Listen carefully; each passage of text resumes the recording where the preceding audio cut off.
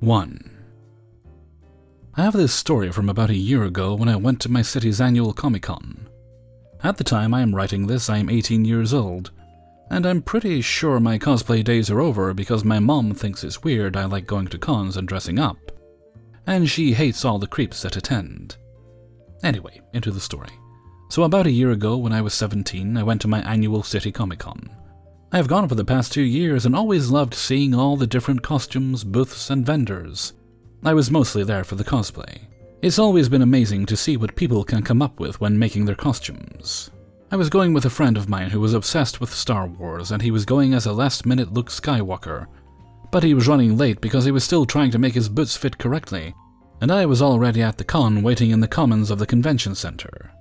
Now some things about me. I am maybe 5'4", and I'm very skinny, and I was dressed up as Veronica Sawyer from the movie and musical Heathers. Not a very common costume, but I really liked it. And I also look like Winona Ryder. Kinda. Well, I can dream. So I thought it was a good pick. The costume consisted of a big blue jacket with shoulder pads from the 80s, a shortish grey skirt, knee-high socks, and a white-collared shirt. I was really proud of it.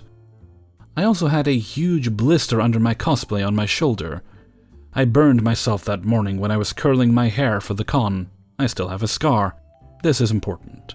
I was standing looking on my phone and texting another friend when I heard someone shout the phrase, "Oh my god, it's K-On!" I didn't really know what that meant, and didn't think about it until after it was said, until I felt a forceful tap on my shoulder, right where the burn was. I stepped back and winced when I got poked.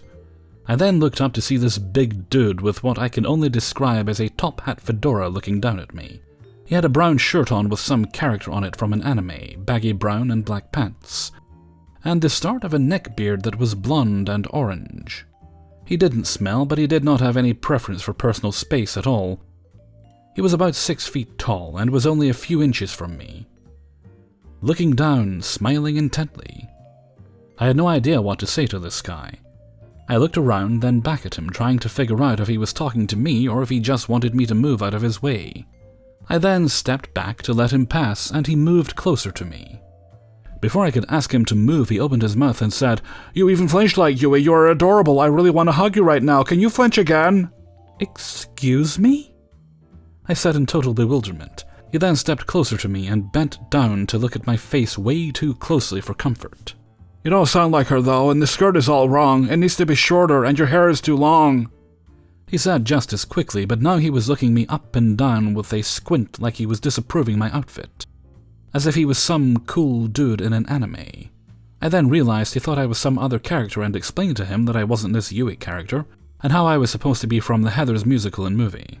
He then deadass looked up and down way too slowly, lingering on my skirt way too long, and said, "You know, it's not polite to lie to someone you just met, Yui." I was very confused and a bit creeped out at this point, as he was now staring at my chest. I stepped out of his way and told him I had to leave. He then grabbed my arm and told me he wanted a picture. I stared at him a second and realized I was way too creeped out to say no, and I didn't want to make him upset. I did, however, tell him that I was hurt on my shoulder and that's why I flinched. He said he understood and told me he would be careful. He took out his phone, wrapped his arm around me and took the picture. I told him I then had to leave and made to move, and he said, "Can I have just one more?" I said yes, thinking he was just awkward. He then jabbed me really hard where the burn was, and I yelped in pain as he tried to get the picture. The last thing I heard before I walked away was him saying, "Adorable," in a super creepy way. 2. As in the previous story, I'm dressed as Veronica Sawyer from Heathers. Still 17, still skinny, still with brown hair and bright brown eyes, shortish temper, but hates confrontation. Ginger Jedi, my friend, and I went to this con. Skinny, dressed as a ginger Luke Skywalker, and a very good friend of mine. He moved this summer. He's in a better place now, Canada, completely obsessed with Star Wars and DC Comics.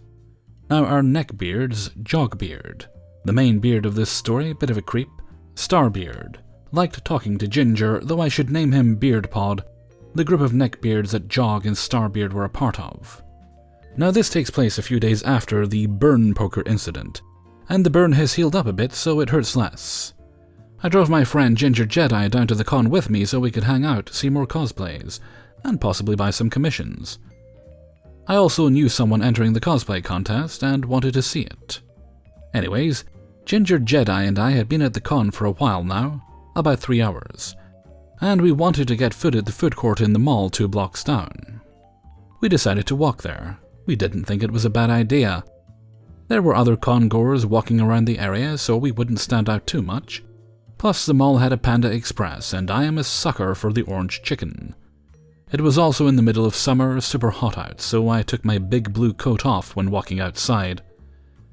I was wearing a button-up white blouse with a black bow tie tucked into a small grey skirt, blue knee-high socks, and black slip-on shoes. I looked like a feminine newsie or some sort of anime waitress, if you want to look at it that way. About a block down, I noticed a group of men following behind us. They looked like they came from the con as well. None of them were in cosplay, but instead had on graphic t-shirts, pins, and various cartoon and anime memorabilia. Any of them that could grow facial hair had thin beards, or at least the start of them. They were slowly catching up to us, and Ginger didn't seem to notice until they were right behind us. Then the one I have decided to call Starbeard tapped on Ginger's shoulder and complimented him on his costume, and immediately struck up a conversation with him about Star Wars. He was wearing a black shirt. What was on it I cannot remember, but seemed to really enjoy talking to Ginger.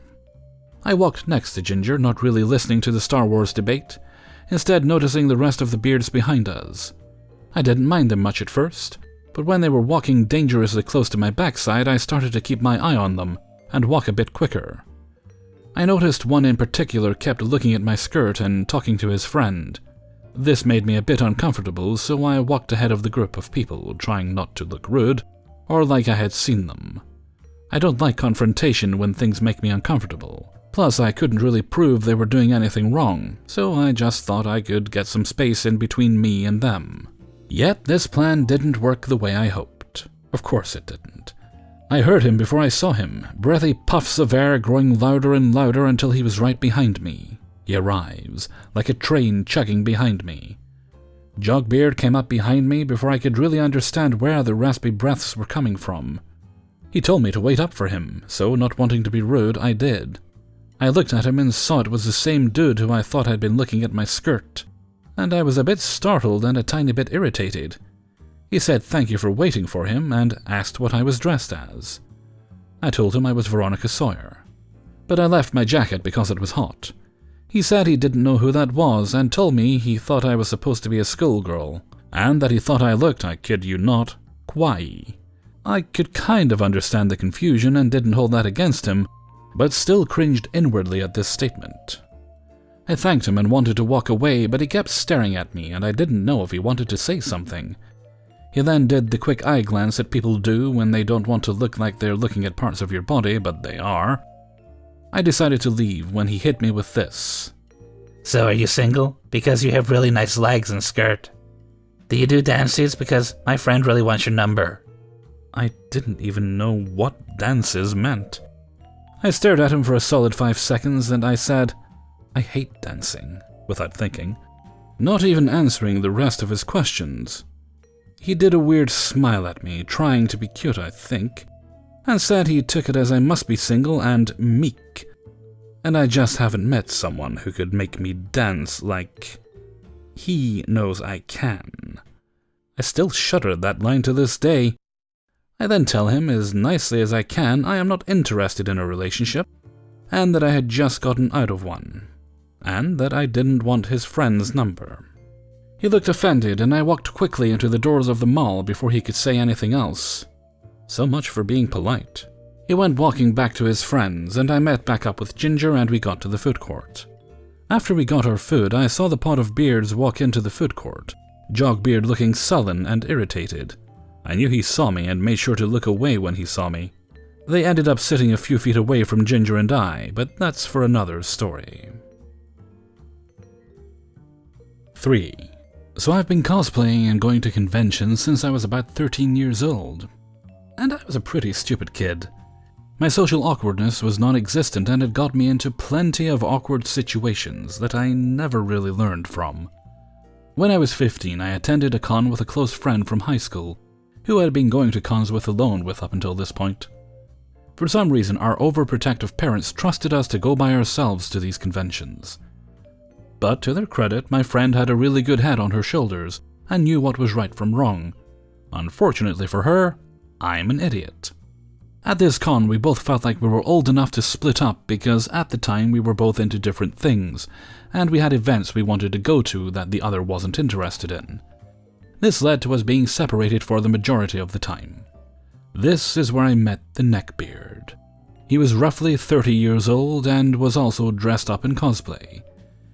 If you would count wearing a colored paper plate as a mask as dressing up. With him, there were these two other guys who were my age and, ironically enough, attended the same school as me. Desperate for new friends, I hung out with this group, 30-year-old Neckbeard guy and all. I never paid the Neckbeard much attention, since I was so excited to find people my age who I could finally talk to at school about anime. Like I said before, me and my close friend didn't share the same interests anymore, and all I wanted was someone to talk about my favorite shows with. At one point during this convention, the Neckbeard suggested we go to a panel that was 18+ age restricted. Me, being only 15 years old, told him that was a no-go since I wasn't old enough. His response, "Oh man, you're so hot I just assumed that you were 22 or something." No, I was never attractive as a kid. Chubby gut with baby fat everywhere and not a hint of makeup to try to cover up all the ugly. I was just a slightly taller than average toddler with a weight problem. But I guess this guy didn't care. That should have been my first hint. I just awkwardly laughed off his comment and said thank you, too polite to say anything else. Moving forward, the two other guys with me asked for my number and Facebook account, which I happily gave out so we could keep in contact and find each other at school.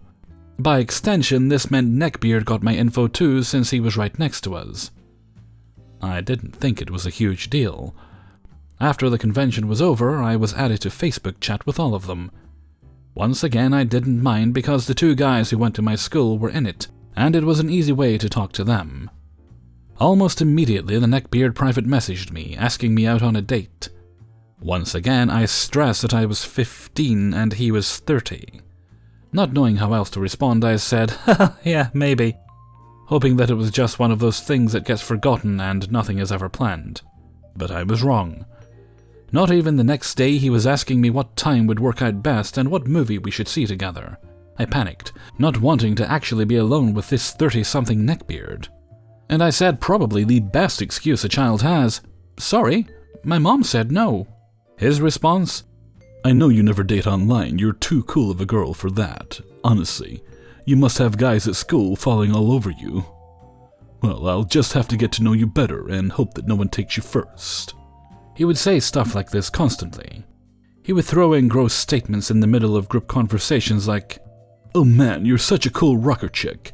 I bet you have guys lining up for your attention," or, "I'm so sad you probably wouldn't go for a nice guy like me," and never stopped trying to ask me out. He even went as far as to suggest meeting my mom so she'd feel more comfortable with me going out on a date with him. I seriously wish I'd agreed to that because my mom would have gone absolutely apeshit on his ass. It didn't get much better from there. In the month following, I became really good friends with the two guys I had met with him at the convention. Almost immediately after getting home from school, the four of us would all get into a Skype call and talk for hours. I didn't really like the Neckbeard, but he was friends with the other guys, so I just sucked it up and didn't complain.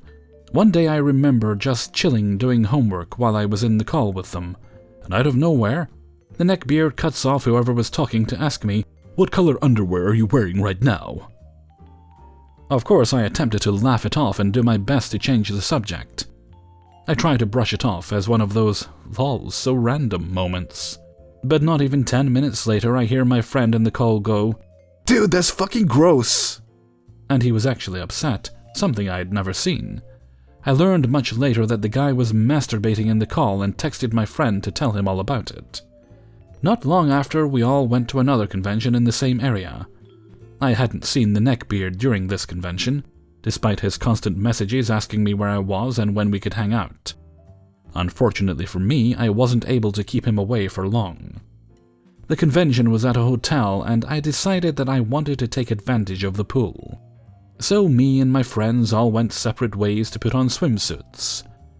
Unbeknownst to me, one of those friends that I had just met that con was actually rooming with a neckbeard and spilled our plans to swim. Fast forward an hour to when we were swimming. I see the pool door open up and there's Neckbeard in all his half-naked glory. We made direct eye contact and I knew he saw me. So I immediately looked away and swam closer to my close friend as a half-assed way at hiding and using her as a barrier. But I see him immediately make a beeline towards me, getting in the pool, swimming directly up to me before accidentally bumping against me. He said with fake surprise, "Oh, is that you? I didn't realize. I thought you were just another hot swimmer." In his weird robotic voice that made me assume he'd been practicing it ever since he found out that I'd been swimming. I noped the fuck out of there and immediately left, friend in tow. Afterwards I explained everything that was going on and she gave me a stern talking, which made me realize just how creepy it was for a 30-year-old jobless man who still lives with his mom to be basically stalking a 15-year-old. I spent a lot of time after that worrying about what would happen at the next con if he saw me. Luckily, my prayers had been answered because not long after, this idiot thought it would be great to make a Facebook post that said, "Can't wait to go to the convention and get all that underage pussy." As if that wasn't bad enough, his mother saw the post and banned him from going. This grown-ass adult man was just grounded. It's 7 years later, I still see him around at conventions, and I'm filled with this overwhelming, sickening feeling. He hasn't recognized me yet, and I pray he never does because I have no idea what I would say to him. I wish I knew then what I do now.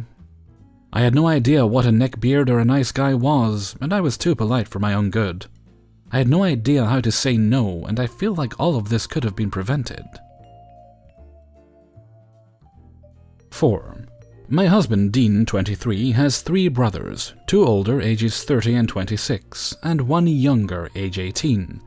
This story is about his younger brother, who we will call Beard. Beard just graduated from high school, and is the absolute definition of a neckbeard. The guy seriously wore a trench coat under his graduation gown, and I'm sure if he could have, he would have worn a fedora instead of a graduation cap. He's into anime, death metal, and My Little Pony. You get the idea.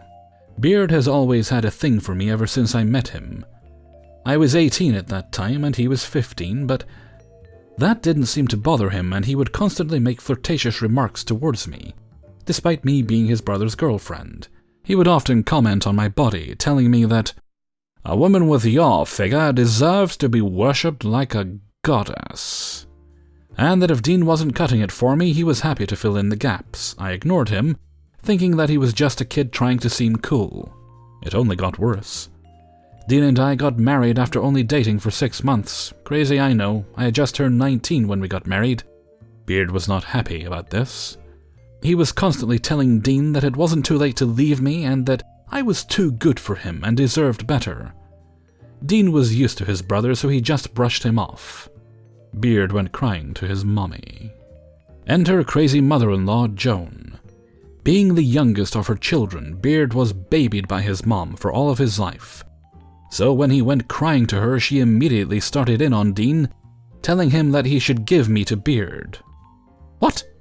Despite the fact that Dean and I had just gotten married, Joan expected Dean to hand me over to his little brother, like I was an action figure and they were taking turns. We shut that down pretty fast. Things returned back to normal after that. Beard still making comments about me and my body and how Dean was no good for me. Throughout my pregnancy, he made comments about how pregnant women turned him on, that they are the ultimate prize or some shit. All of this in front of Dean, who just simply said, "Stop talking." Over and over until he stopped because we aren't confrontational. That all changed last night, though. So currently Dean and I and our baby Squish are living with my parents in an effort to escape Joan's wrath. But Dean's brothers stop by often to visit, help out and stuff because they're all really close. So last night Beard comes over and it's just me and Squish because everyone else was out. Beard sat uncomfortably close to me and put his arm on the couch behind me.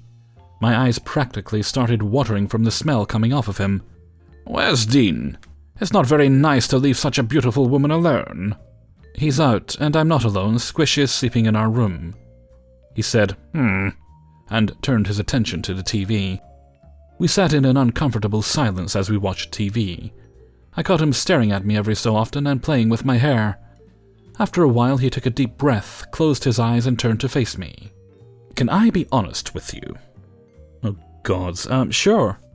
"I've been in love with you from the moment you came through my front door. You're truly the most beautiful woman in the world, and I want you to feel special. Dean doesn't deserve you. He doesn't spoil you enough. If you were mine, I would give you everything you wanted and would always be here with you. So what do you say?" He then pulls a ring out of his pocket and gets on one knee next to me on the couch.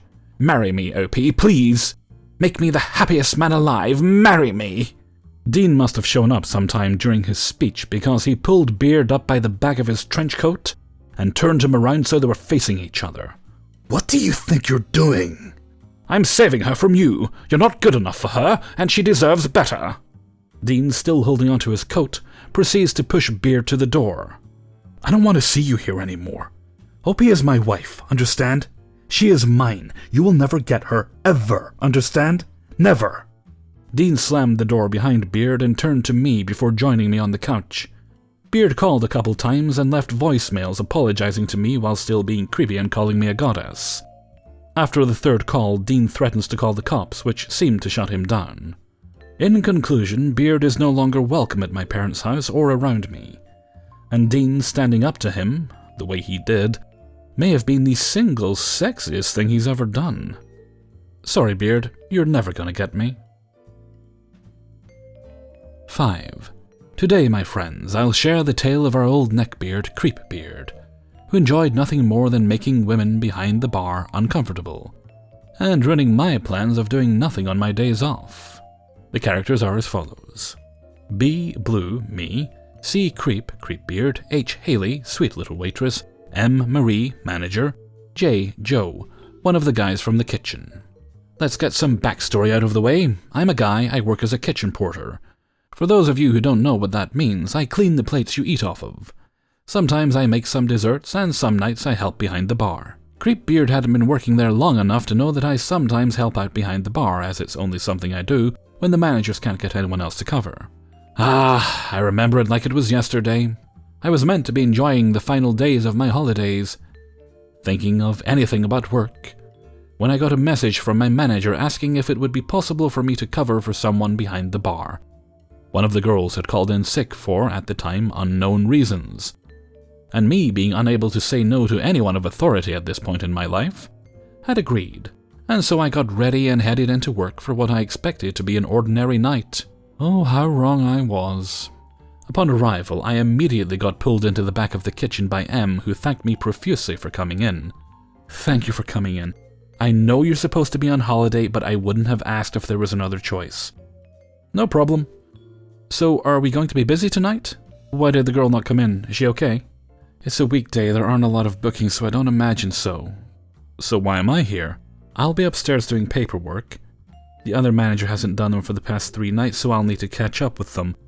Haley and Creep will be down there with you." It was at this point that my 2 brain cells started working.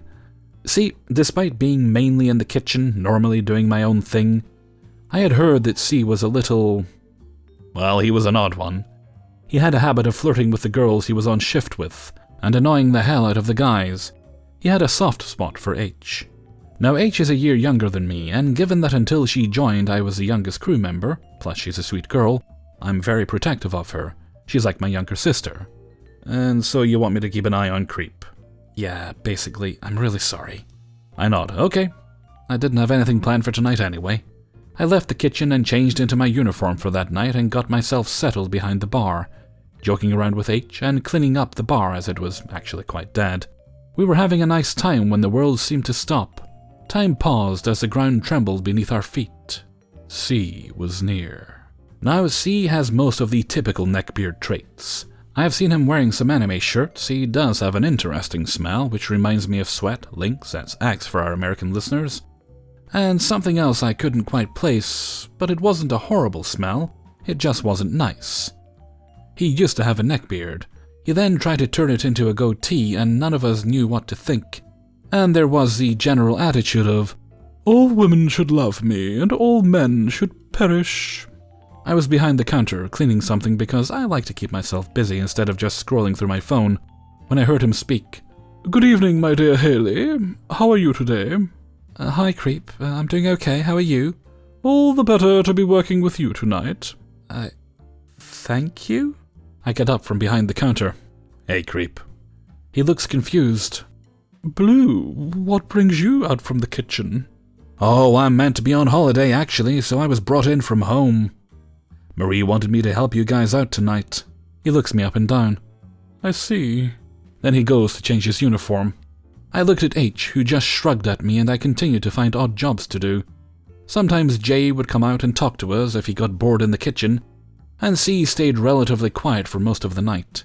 A few comments here and there towards H about her looks, which she would awkwardly laugh off, and I'd look over to make sure she was okay.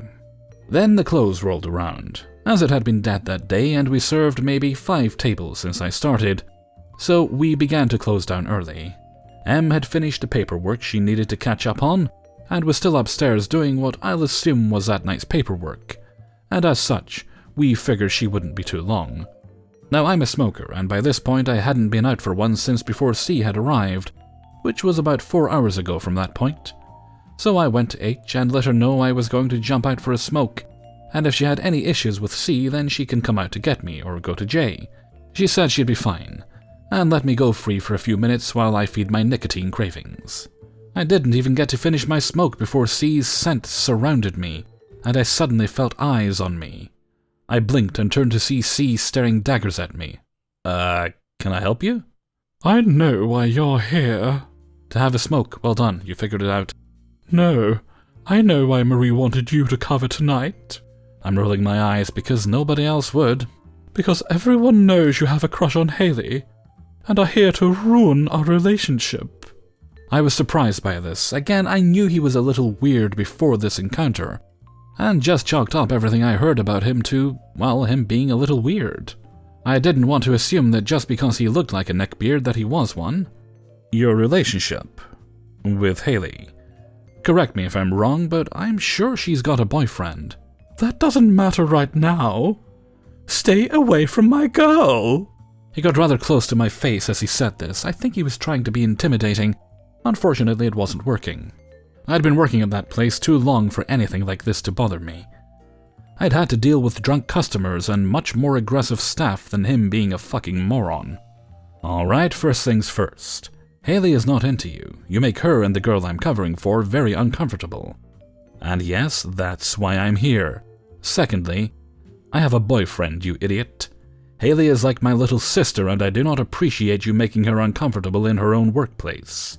Do you think I want to be here? I'm meant to be at home right now. The only reason I agreed to come in was to make sure that if it was busy, that you had an extra set of hands and so Haley can get a break from you when she needs it. By this time, he had that look of someone who wanted to say something but couldn't find the words on his face, and I just walked past him. And that was it for the whole night. Or that was the end of Creep and I talking. According to Haley and Joe, Creep had some colorful words to say about me when I took the bins out. Fortunately, Joe shut him right down. Creep wasn't there much longer after that night. About a month later, he was let go because his scent had been mentioned in one too many reviews, and the girls from the front of the house eventually convinced our area manager that Creep was not worth the money we were paying him.